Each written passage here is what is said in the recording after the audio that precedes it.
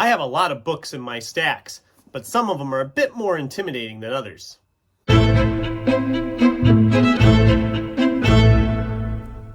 Hello, my fellow page turners, and welcome back to the channel. I'm Matthew, the man with a hat who reads. And for today, I want to just talk about some of the books I'm hoping to get to next year. I have a lot of books in my stack, and I'm already starting to look at next year because I know I'm not going to get them all read this year anymore. And then I started thinking some of them are a little bit bigger than others. Some range in the 550 to 600 range. But I want to talk about the massive ones, the big chunkers that I currently have in my stack. Now, for this list, I went through all my books, pulled out everything that had over 750 pages that I currently own. And obviously, there's some I don't have yet that I know are thick books. The next books by Christopher Rocchio are all higher in page count. There's some Stephen King ones I want to get that are higher in page count. But so this is just what I have right now. Obviously, this list will change. I'll have more big ones by this time next year that I either have read or are planning to read. But this is what I have now. I have 8 books, and I've ranged them from the shortest of these up to the longest. And we're going to just talk about them briefly here today. So first one to talk about is a Stephen King one. This is Stephen King and Peter Straub's The Talisman. It ranks in, this copy comes in at about 770 pages. And when I'm doing the page count, I'm not counting acknowledgments or any of that. I'm literally going by the pages of the narrative. Obviously, I will read the acknowledgments and all that stuff, but I'm mainly going just by the narrative count. So this isn't as thick as some of his books, but it's thick enough. And this edition makes it look even thicker. Don't know when I'm going to get to it. Obviously, sometime next year.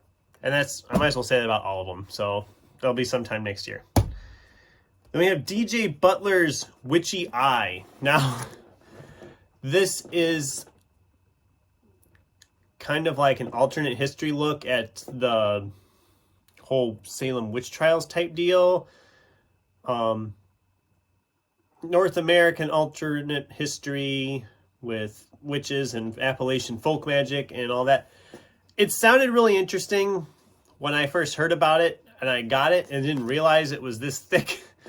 This one comes in just over Talisman at 771, but the print isn't as small as some. This one I'm actually hoping to get to early on this year because I've had it sitting here for over a year already.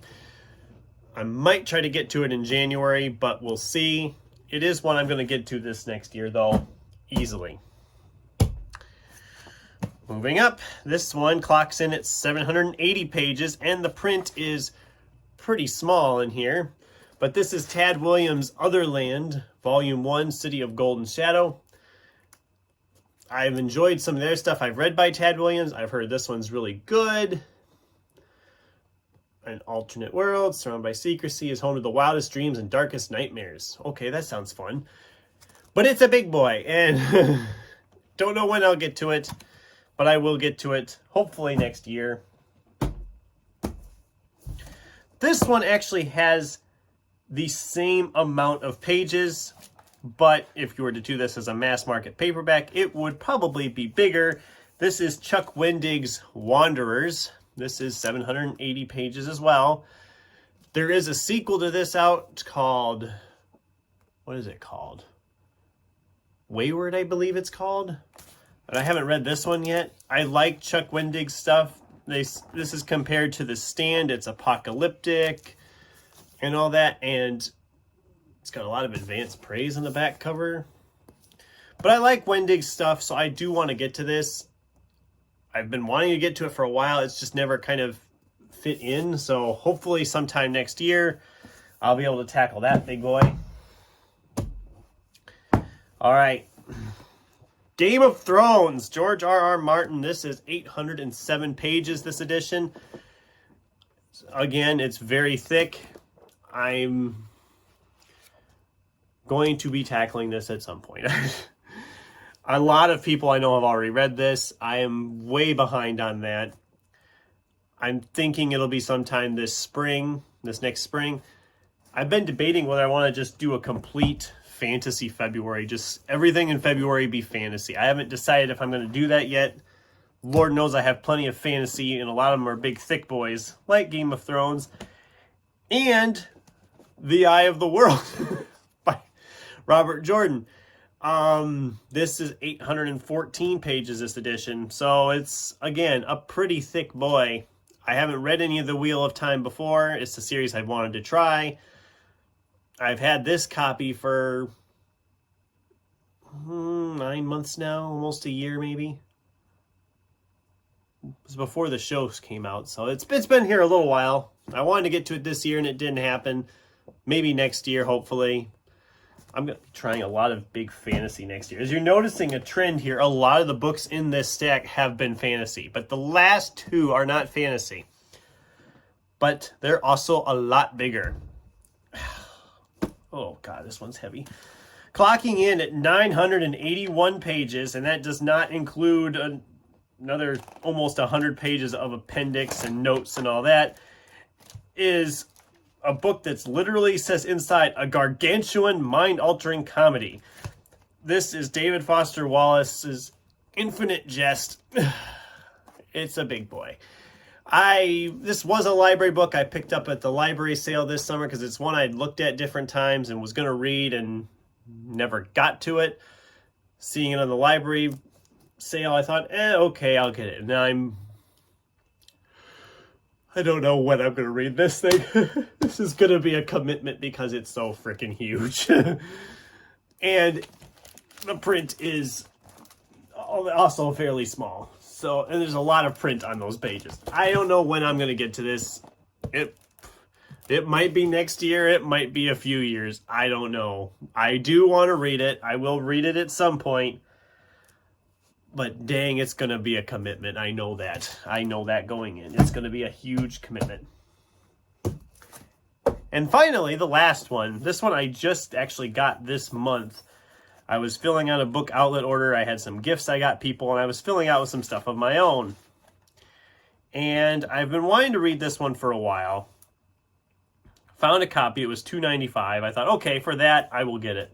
I didn't realize, if I didn't know what kind of measurements this book had, I wouldn't have gotten it yet. I'd have waited for a copy a little bit more decently sized, because this is the biggest small book I ever gotten in my life. This is Miguel de Cervantes' Don Quixote, and yes, this book is tiny. It's a hardcover.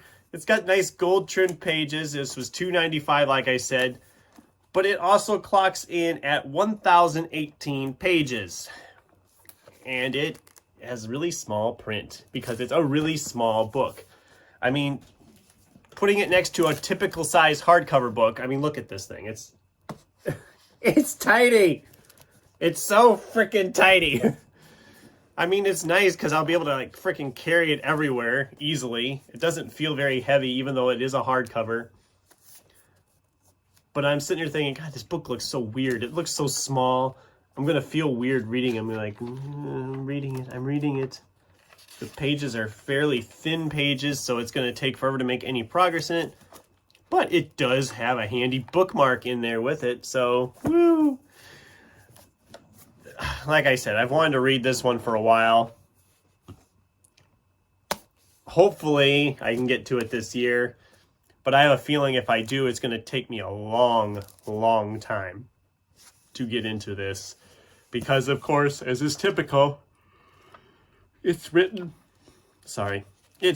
in that old English style, and sometimes those can be really hard to get into.